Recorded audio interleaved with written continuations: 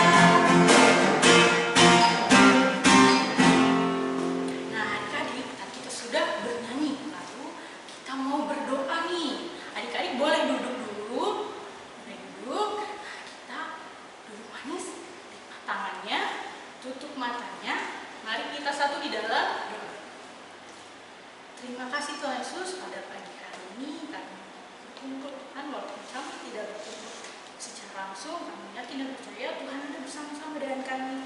Tuhan Yesus berkatilah ibadah limpah pada hari ini. Kiranya Tuhan berkatilah agar supaya ibadah ini berjalan dengan lancar. Dan apa yang kami dengarkan Tuhan bisa menjadi berkat untuk kami semua. Terima kasih Tuhan Yesus. Amin. Amin. Nah, Kak Tari, kita menyanyi satu lagu lagi nih Kak Tari. Nyanyi lagu apa Kak? Kita nyanyi lagu Jalan Serta Yesus. Wah, Jalan Serta Yesus. Harus ada gerakannya berarti. Harus ada gerakannya ya. Jangan sampai salah. Kalau salah, harus jujur tapi ya. Gak boleh bohong, oke?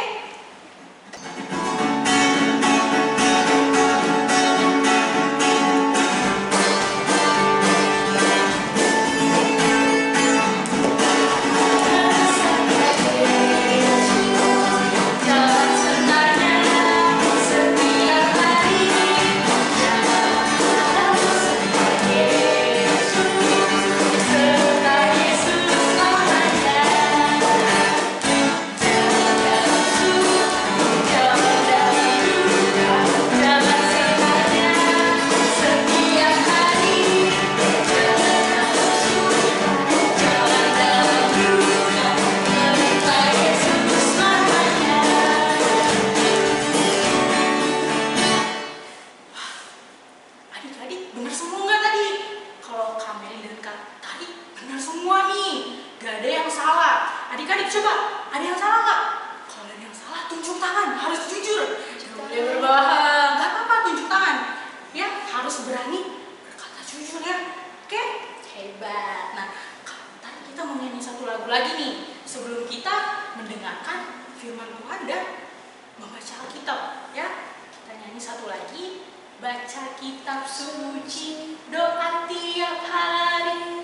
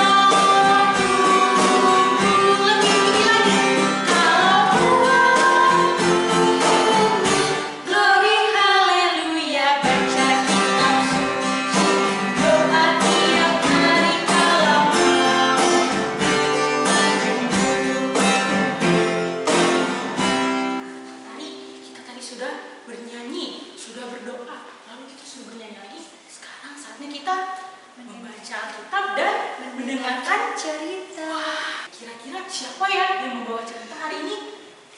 Adik-adik tahu tidak? Ada yang bisa nebak nggak? Ya, coba tebak siapa. Di sebelumnya kan ada gambarnya, ada fotonya. Wah, siapa coba kira-kira? Siapa nih Kak Tari? Kita bilang yuk. 1, 2, 3. Yang akan membawa cerita pada pagi hari ini adalah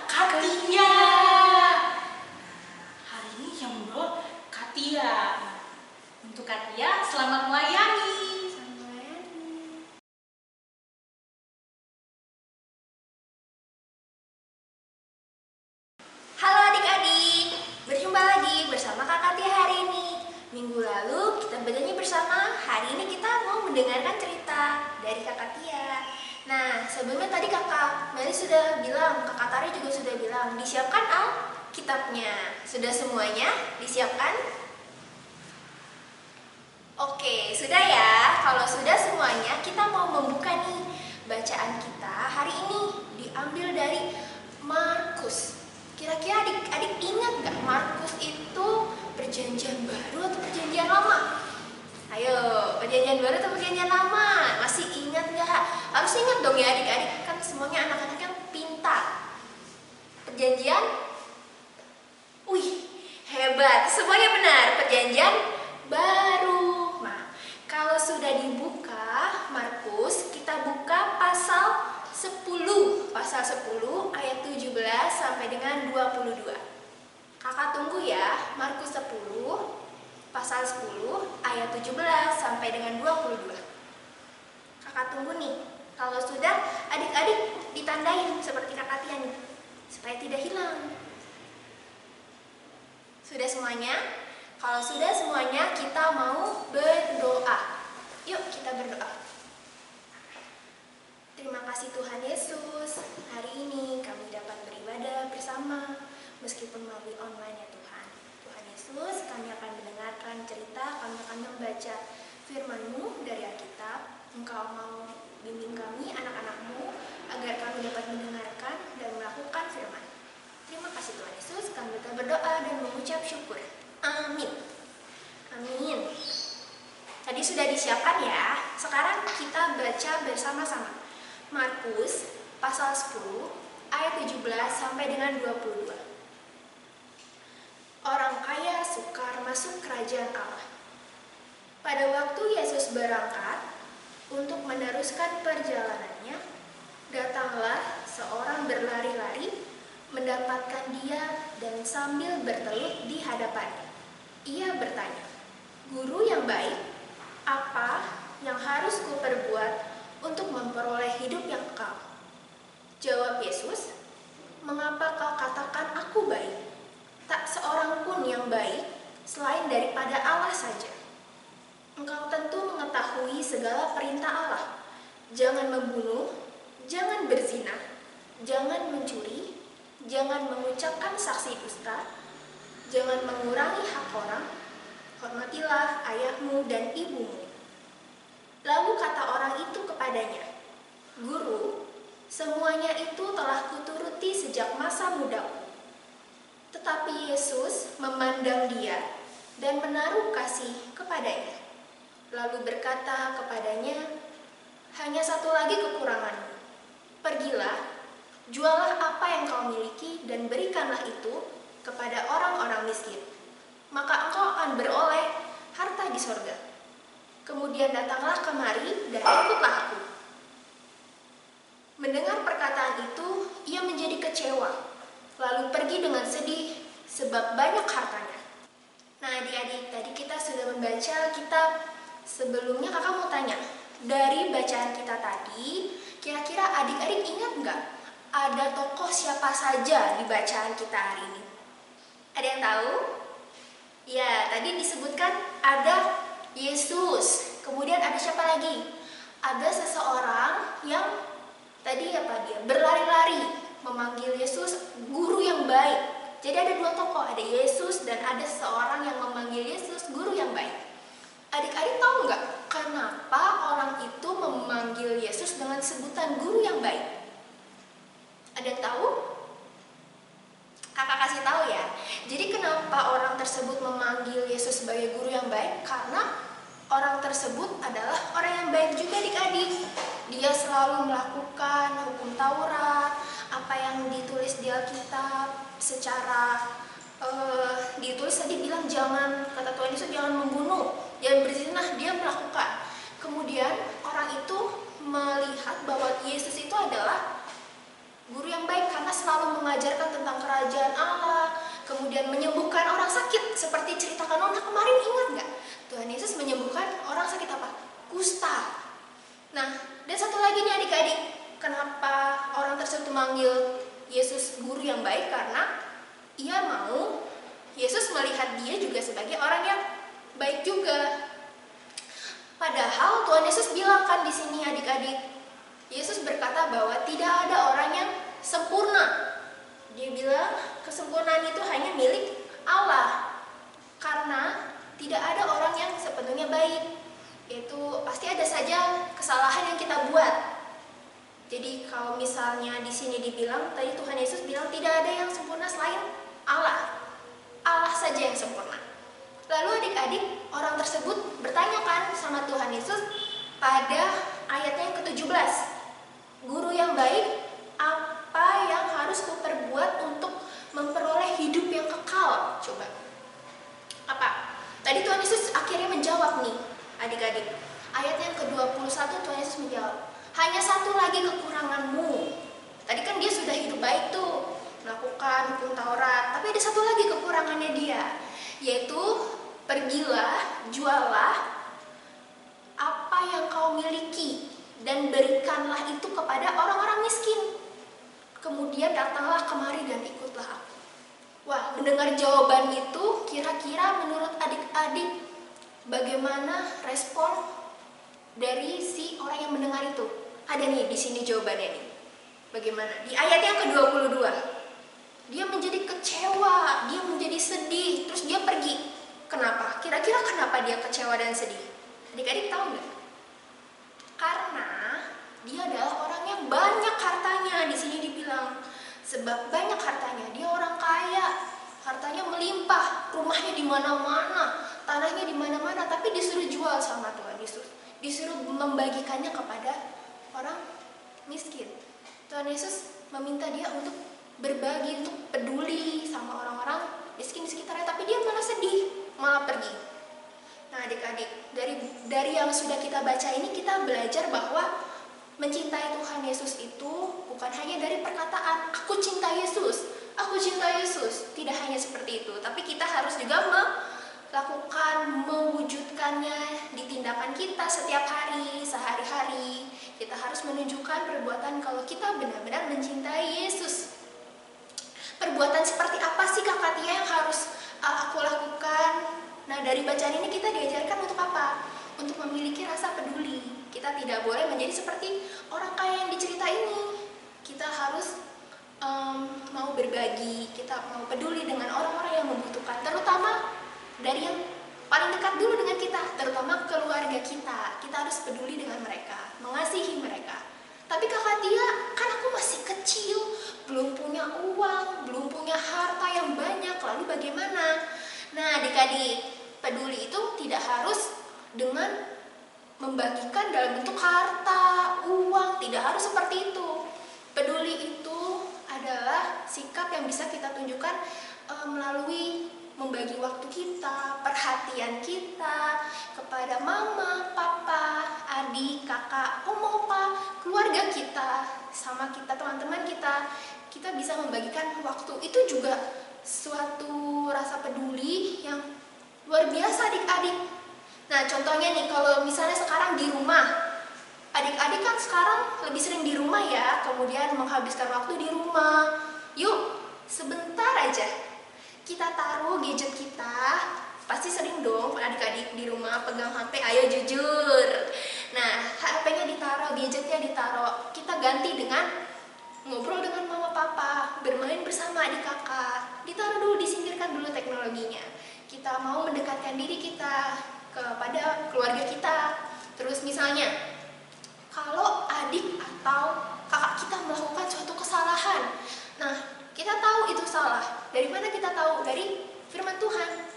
Itu adalah salah. Kita harus apa? Kita harus berani dan kita harus mau menegur kakak kita atau adik kita, bahkan mama bapak. Kalau misalnya salah, kita harus menegur mereka. Kita mengingatkan mereka.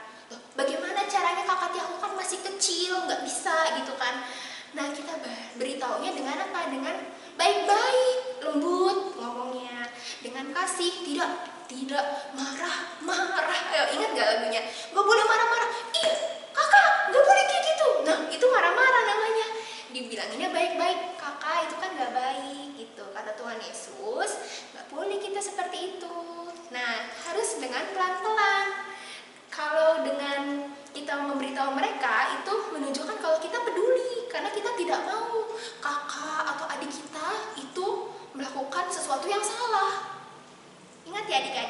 Nah, terus kalau misalnya sering nih adik-adik yang masih kecil punya saudara berebut mainan, ingin mainan mobil-mobilan, tapi adiknya mau juga mobil-mobilan. Nah, baik atau tidak kalau kita berebut seperti itu? Tentu tidak baik. Tuhan Yesus tidak suka yang ada pertengkaran.